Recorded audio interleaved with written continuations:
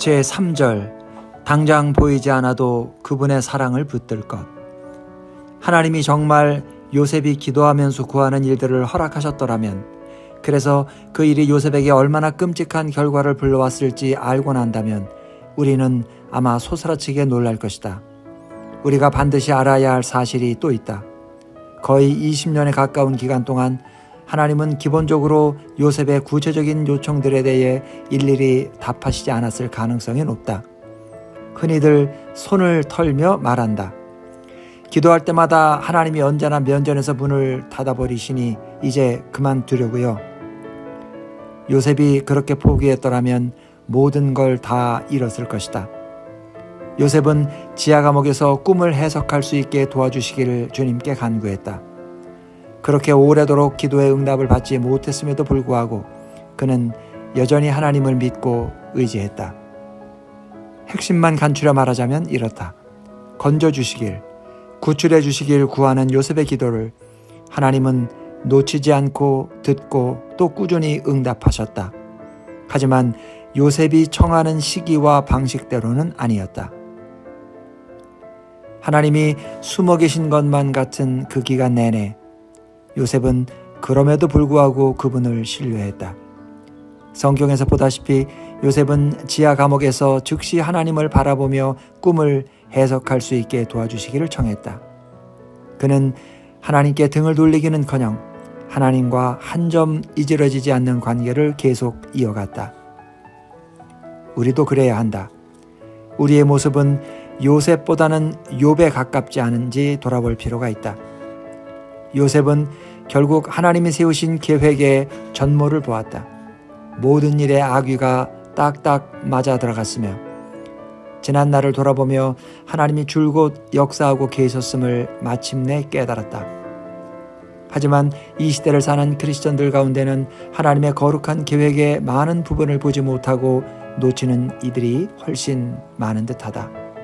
시련이 끝나는 순간까지도 욥은 오늘날의 독자들이 다 알고 있는 사실, 다시 말해 하늘나라 회의에서 그 모든 과정을 지켜보았으며 그가 겪은 역경 자체가 한 세대에서 다음 세대로 끝없이 이어지는 위대한 문학작품의 주제가 되리라는 점을 전혀 눈치채지 못했다. 우리 대다수는 고난의 이면에 숨은 하나님의 뜻을 적잖이 파악했던 요셉이나 그 까닭을 거의 깨닫지 못했던 욥, 그 어느 쪽도 닮지 않았다. 지극히 일부를 감지하고 있는 수준에 가까우며 해가 갈수록 조금씩 더 깊이 알아가는 게 아닌가 싶다. 하지만 거룩한 뜻을 얼마나 분별할 수 있느냐와 상관없이 우리는 요셉처럼 무조건 하나님을 믿고 의지해야 한다. 이를 먼 훗날, 이제는 외딴 벽지가 아니라 도시로 변한 도단에서 벌어진 또 다른 사건과 비교하면 아주 흥미로운 사실을 볼 수 있다. 선지자 엘리사는 젊은 사환과 함께 아람 군대에 포위된 도단성에 갇혀 있었다. 젊은 사환이 주체하지 못할 만큼 두려워하자 선지자는 그 눈을 열어주시기를 기도했다. 그러자 청년도 불병거, 다시 말해 하나님이 보내신 큰 무리의 천사들이 성을 둘러싸고 지키는 모습을 보았다. 결국에는 하나님이 온 아람 군인들의 눈을 멀게 하셔서 도단을 구해주셨다. 자, 도단에서 벌어진 이 두 차례의 구원 역사를 되짚어보자. 첫 번째 사건에서 요셉은 하나님께 살려달라고 부르짖었다. 하지만 하나님은 아무런 조짐도 보여주지 않으셨다. 그런데 두 번째 사례에서는 구원을 호소하는 엘리사의 기도에 즉시 응답하시고 엄청난 기적을 일으키셨다. 언뜻 보면 요셉은 외면하고 엘리사에게는 반응을 하신 것만 같다. 하지만 실상은 다르다. 하나님은 기적을 일으키실 때와 마찬가지로 전면에 나서지 않은 채 은밀하게 지켜보고 계셨다. 도단이라는 한 점에서 하나님이 역사하시는 방식의 두 극단이 만나고 있다. 요셉이 헛되이 부르짖었던 바로 그 자리는 또한 엘리사가 온 성을 둘러싸고 있는 하나님의 병거를 두 눈으로 똑똑히 보았던 곳이기도 했다. 엘리사에게 재빨리 응답하실 때와 마찬가지로 요셉에게 느리게 반응하실 때에도 하나님은 한결같이 임하시고 역사하셨다. 엘리사의 기도에 요란하고 웅장하게 답하실 때와 마찬가지로 마른 우물의 침묵에도 사랑으로 함께 하셨다. 비록 덜 초자연적이고 극적이긴 했지만 깊이와 넓이 그 파장에 있어서는 사실 요셉의 구원 쪽이 훨씬 더 컸다. 우리가 구하는 방식 그대로 하나님이 답하시지 않는 경우가 많다는 사실을 요셉의 이야기는 분명하게 가르쳐준다. 도리어 우리가 하나님의 계획의 전모를 다 알고 있다면 구했을 법한 방식으로 하나님은 응답하신다. 하나님의 방식을 불신하거나 그분이 허락하신 일들을 씁쓸하게 여겨도 좋을 만큼 사리를 정확하게 분별하고 있다는 착각에 빠지는 건 금물이다. 반면에 삶이 엉망으로 엉클어졌으며 우리를 향한 하나님의 뜻이 철저하게 망가졌다고 생각해서도 결코 안 된다. 요셉의 형들도 어느 한 시점에는 틀림없이 아버지와 하나님, 가족과 함께하는 삶이 완전히 쑥대밭이 되어버렸다고 생각했을 것이다.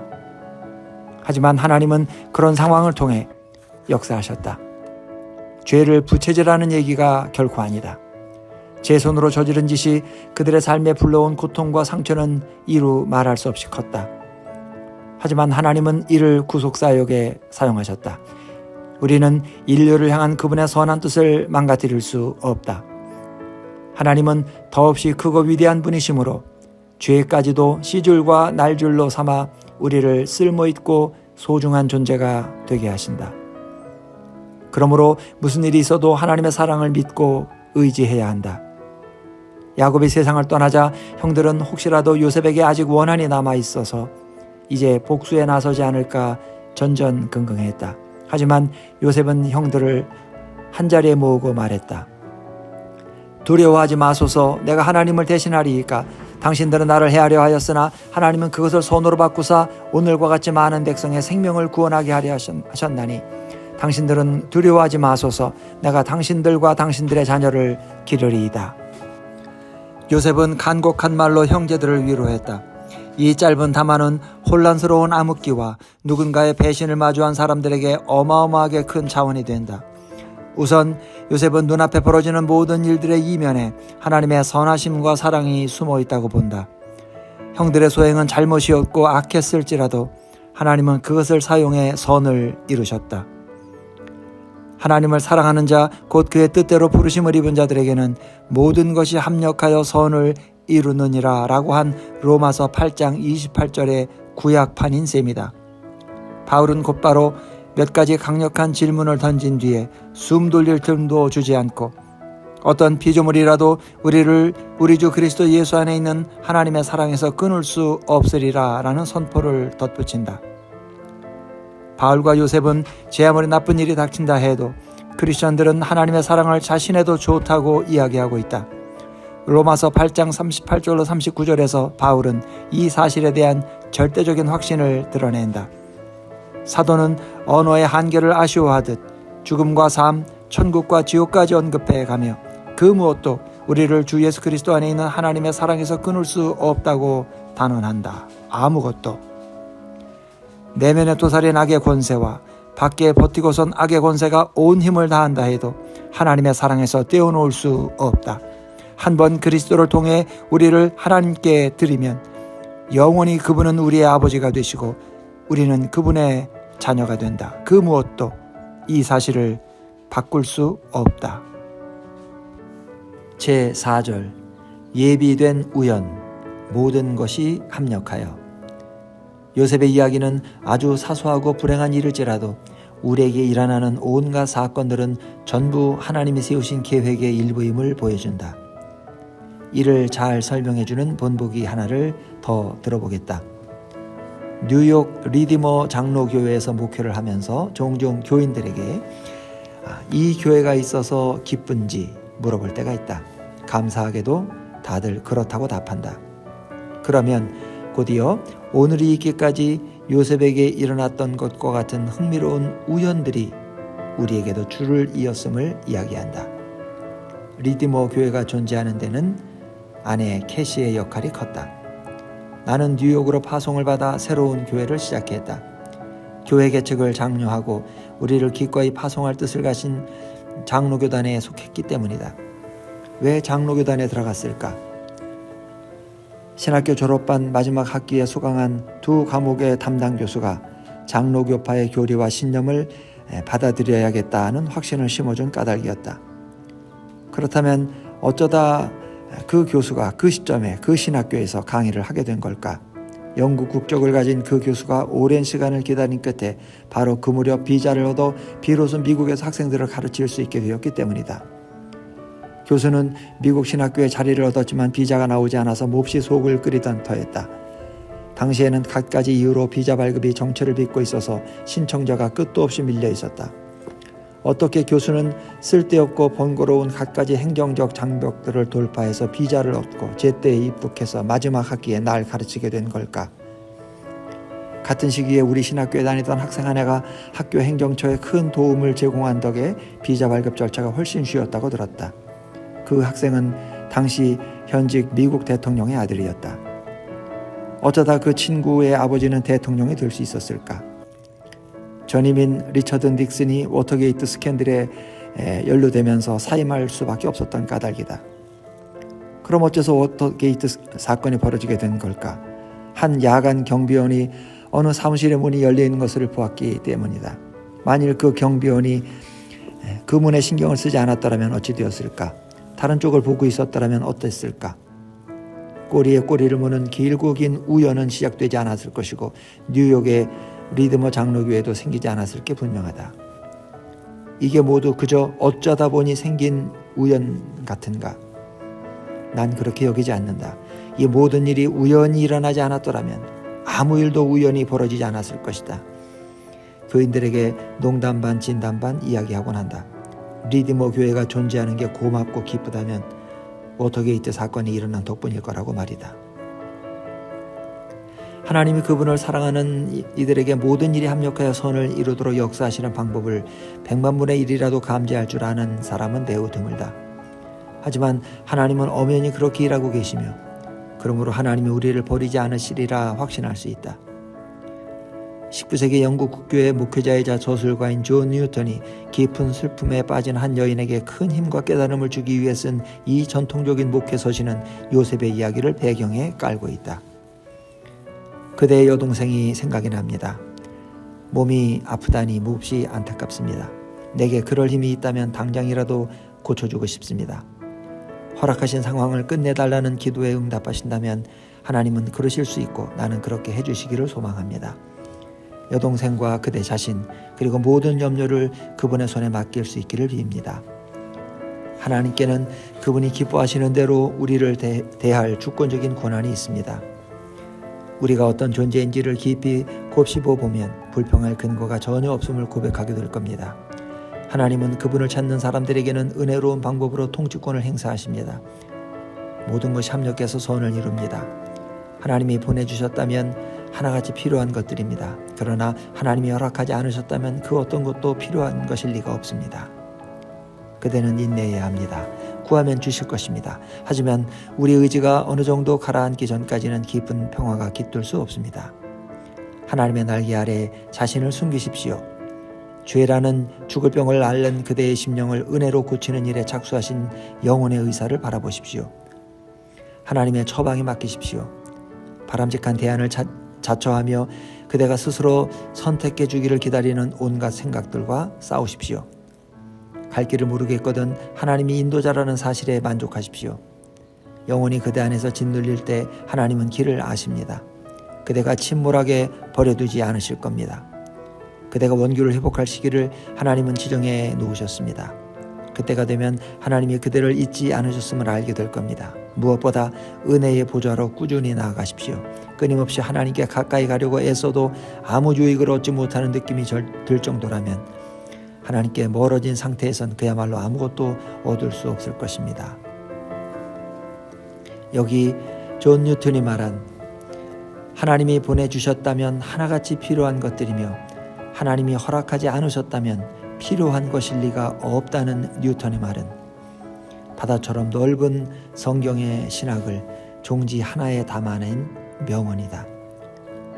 요셉의 이야기를 비롯해 성경 전체가 진실이라면 삶에 일어나는 일들은 무엇이든 중요하며 설령 고통스럽다 할지라도 어떤 식으로든 꼭 필요한 요소들임에 틀림없다. 아무리 간구해도 들어주시지 않는 무언가가 있다고 하자. 그것이 없이는 살 수 없을 것 같을지라도 하나님이 허락하시지 않는 그 무엇이라면 우리 삶에 소용없는 것이 확실하다. 제6절 예수님이 마신 아버지의 잔. 요셉은 형들에게 이렇게 말하는 셈이다. 형님들은 나를 죽이려고 했지만 하나님은 여러분을 비롯해 수많은 생명을 건지게 하시려고 악과 고난의 잔을 내게 주셨습니다. 이 모든 일 뒤에 숨어있는 하나님의 구속적인 사랑을 알고 있었기에 저를 권능의 보좌 오른편에 오르게 하셨습니다. 그러하기에 나는 형님들을 용서하고 온 힘을 다해 여러분들을 보살피며 보호할 것입니다. 인생사의 이면을 움직이는 하나님의 손길을 볼 수 있었기에 요셉은 형들을 용서할 수 있었다. 하지만 그처럼 위대한 요셉도 그저 그림자였을 따름이다. 키드너는 이렇게 적었다. 만사의 두 측면을 선명하게 꿰뚫어보는 성경적 사실주의는 겟세마네 동산에서 최상의 본보기를 볼 수 있다. 예수님은 배신을 아버지께서 주신 잔으로 받아들였다. 요셉으로부터 오랜 세월이 흐른 뒤 자신의 백성에게 거부당하고 은돈 몇 푼에 팔려나간 또 다른 인물이 등장한다. 형제들에게 부정되고 배신당했으며 부당하게 포박당하고 사형 선고를 받았다. 그 역시 할 수만 했다면 임박한 고난과 죽음의 잔을 피하게 해주시길 하늘아버지께 간구했다. 하지만 예수님의 기도를 보면 그분도 요셉처럼 그것을 아버지께서 주신 잔이라고 하시는 것을 볼 수 있다. 고난은 하나님의 선하신 계획의 일부다.